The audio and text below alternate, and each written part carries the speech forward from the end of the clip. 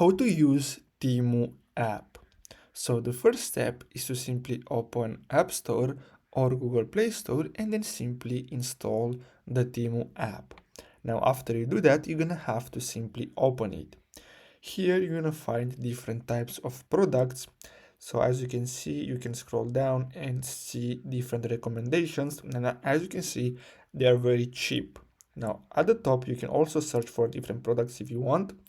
And here you can click on categories and search by categories. As you can see, they have a lot of them.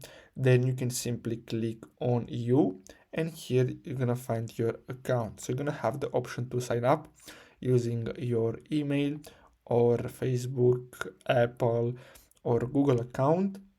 And here you can find your orders, your reviews, coupons, credit balance, your addresses.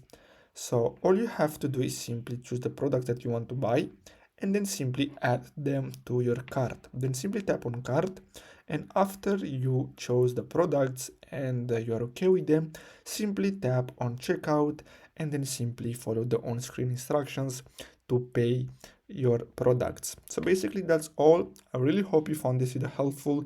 Don't forget to like and subscribe. Thanks for watching.